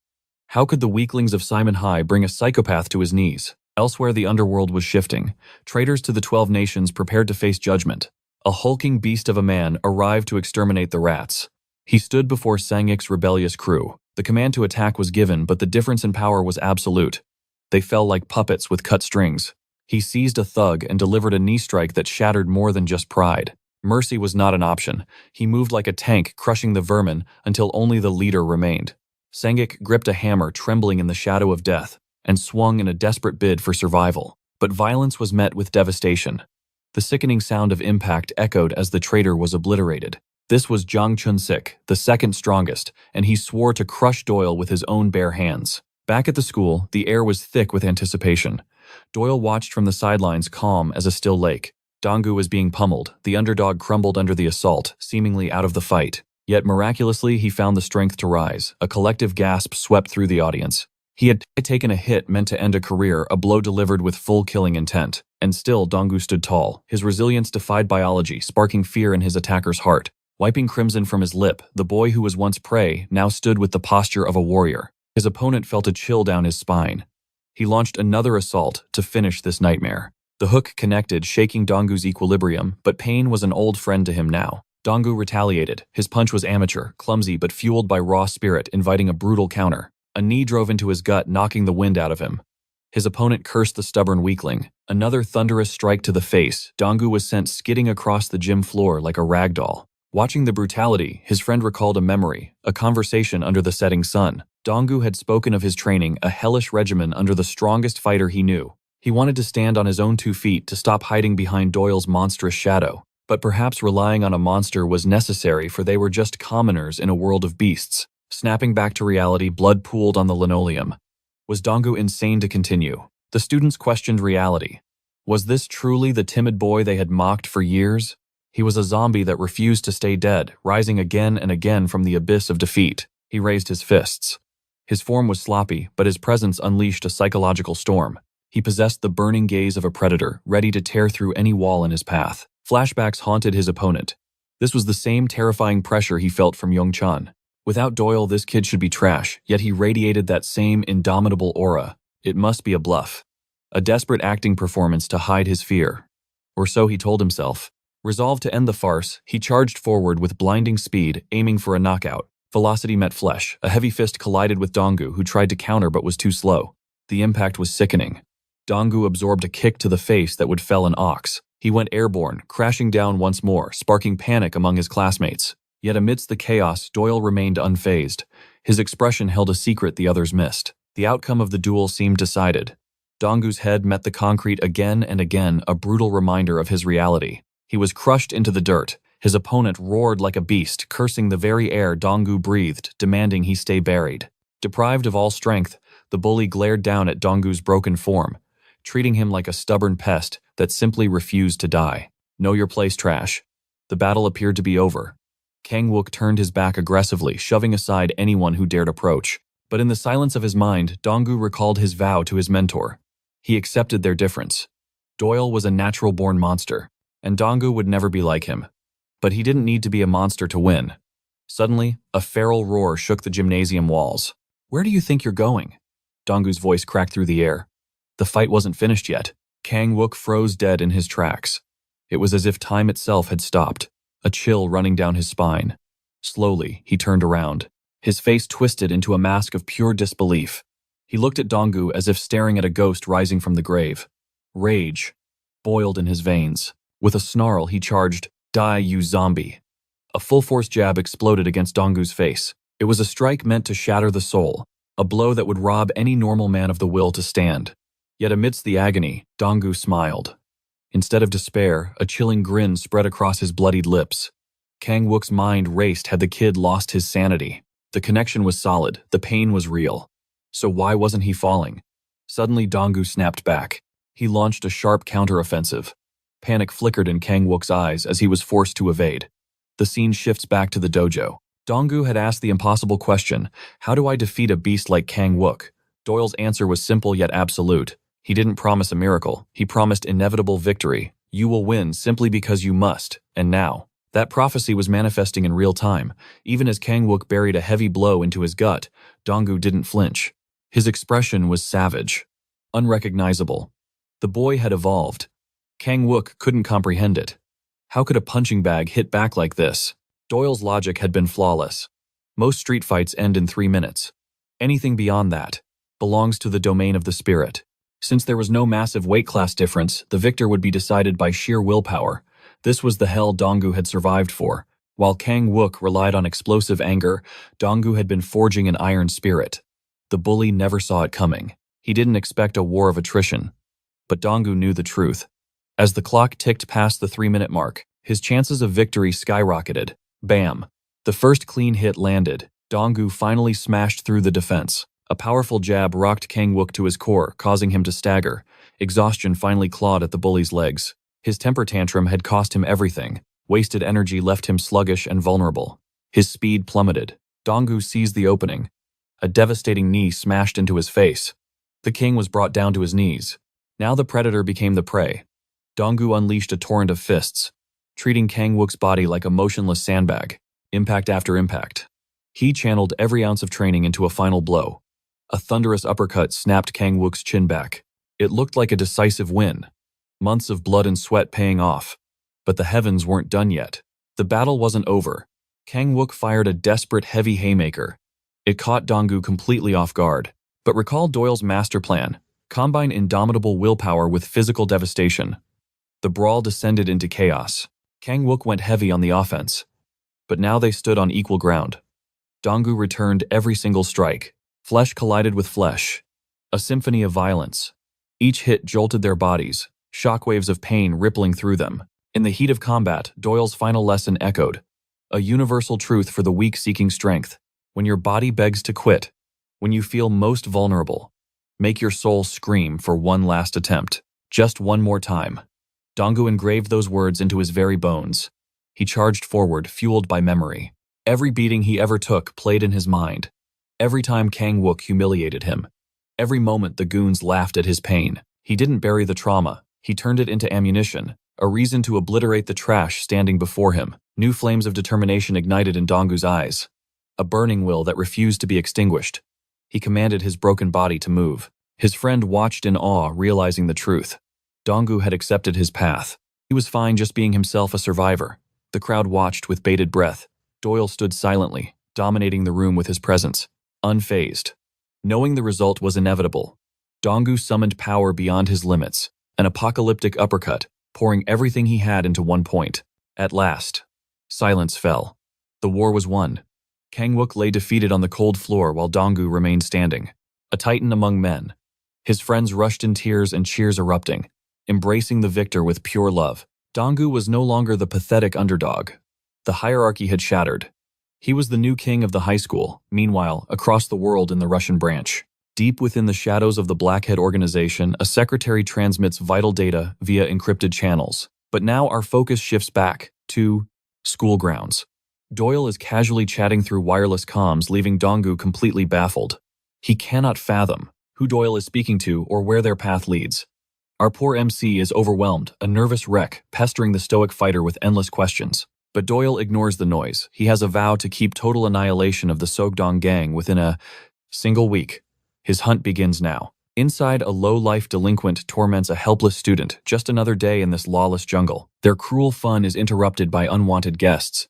As the thugs bristle with irritation, Doyle coldly declares that he intends to honor his word. In a blink, violence erupts. Mere seconds pass before the floor is carpeted with unconscious bodies. Their leader freezes terror, seizing his heart as he meets Doyle's gaze. How does Simun Hai harbor a monster of this caliber? This is Jiangsu, the arrogant fourth rank of Sukdong. But ranks mean nothing here.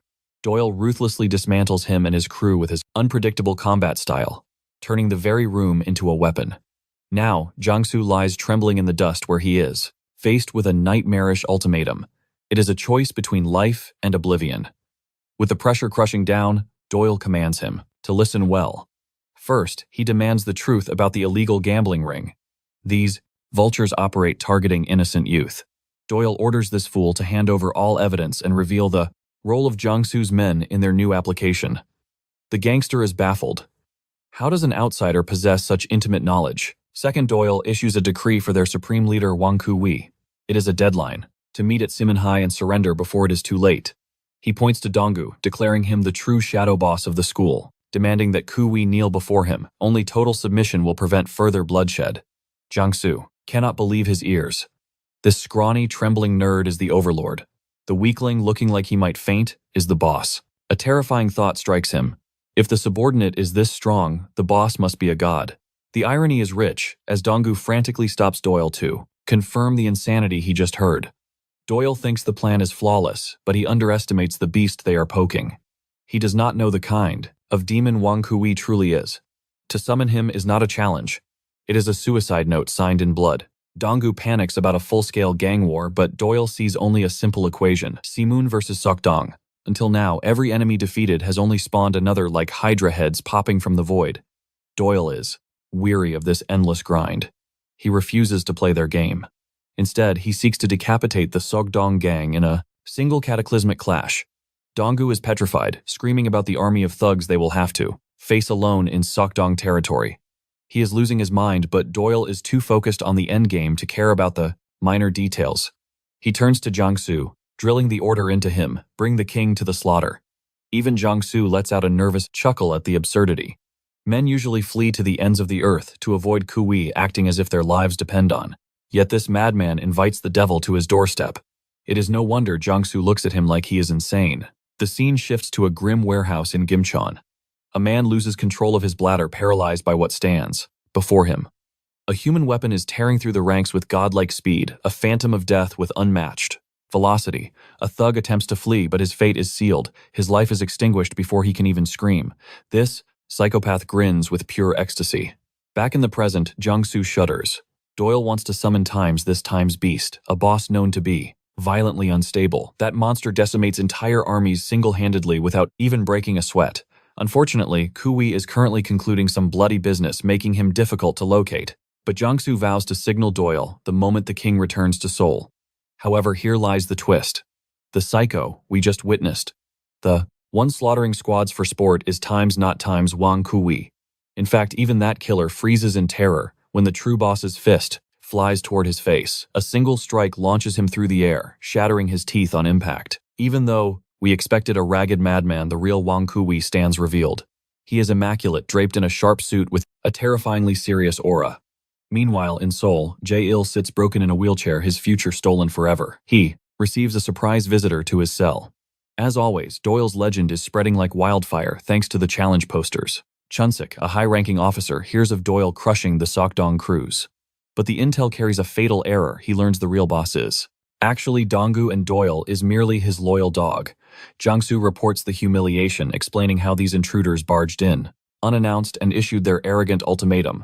Jiangsu tries to save face, puffing his chest and claiming he handled the threat and sent the brats packing. Chunsik tears the poster down in disgust. The world has truly gone mad in his eyes. The verdict is passed: ignore the pests. To them, Doyle is just a rumored fraud who got lucky. Chunsik is certain this con artist is merely using false advertising to build a reputation. In his eyes, Doyle is an attention-seeking brat, spreading lies that no one with a brain would believe. If he thinks he can conquer Sokdong with bluffs, he has another thing coming. To Chunsik, these nuisances are nothing but insects to be crushed and deprived of the spotlight. Meanwhile, back at school, Doyle lounges in the eye of the storm, completely unbothered. Donggu, however, is trembling, terrified that the legendary Kwa Kui will actually descend upon their school. Doyle remains confident they can crush the enemy leader, but Donggu thinks he is severely underestimating the threat. Donggu knows the truth. The Sakong leader is not just a gangster. He is a monster who has transcended human limits. A man whose strength is so terrifying it makes you question if he is even human at all. Seeing Doyle's curiosity, Donggu shares a chilling legend about the man named Kwak Kui. The rumor states this beast of a man slaughtered a rampaging bear that had escaped from a zoo. While others fled in terror, one man stood his ground and beat the predator to death with his bare hands. Doyle sips his drink, his composure absolute, while Donggu looks ready to pass out from fear. Doyle simply argues that there is no point in lamenting their fate after coming this far. Unbeknownst to them, a shadow lurks nearby, a spy listening to every word of their strategy. Doyle makes his declaration, the enemy king will definitely show his face in Simon territory. Elsewhere, Jong-soo warns Chun-sik that this attention-seeker, Doyle, might bring chaos similar to the legends of old. Chun-sik scoffs, recalling the monsters of the National Federation, doubting Doyle could ever compare. But he remains oblivious to the cold sweat running down Jong-soo's back. Jong-soo has tasted Doyle's power and knows the truth. He barely escaped their last encounter with his life, and the memory still haunts him. Chun-sik's entourage arrives, and he switches to flirting, completely ignoring the looming disaster. Jong-soo watches in silent fury his leader blinded by lust while their empire stands on the brink of collapse. Doyle has already marked his territory at Jong-soo's own residence, holding his life in the palm of his hand. Betrayal means a beating from Doyle, but honesty means execution by Chun-sik's hand. Poor Jong-soo stands on the precipice of madness, trapped in a hell of his own making. Suddenly, a subordinate bursts in gasping for air to deliver catastrophic news. The workshop has been hacked, and to make matters worse, Donggu is mocking them with a brazen selfie.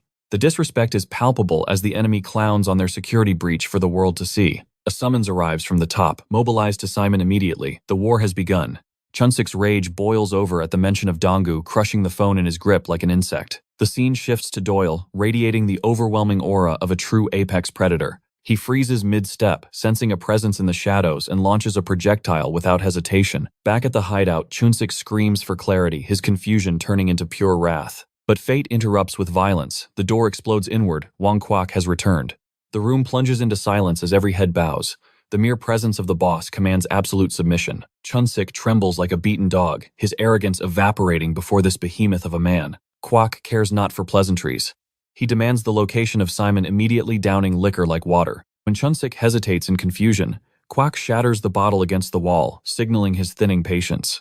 His intentions are shrouded in darkness, as the scene cuts to a flashback within the prison walls. Kwak stares down a fallen legend, disappointed to see a ruthless leader caged like an animal. Through the reinforced glass, Cheol offers a chilling prophecy disguised as a farewell. It is a warning that the hunter is about to become the hunted, and his pride will be his downfall. One moment of arrogance will lead to a lifetime of regret and broken bones. For a demon worse than Satan walks the halls of Simon High, and the beast now marches toward his doom. He mobilized his troops, steeling them for the brutal siege against Simon High.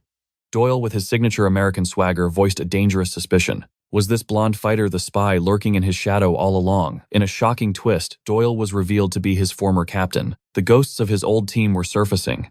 But the atmosphere grew heavy as Wang Guk officially sanctioned the next move. The order was absolute. Sok-dong's total assault on Seaman High School had begun.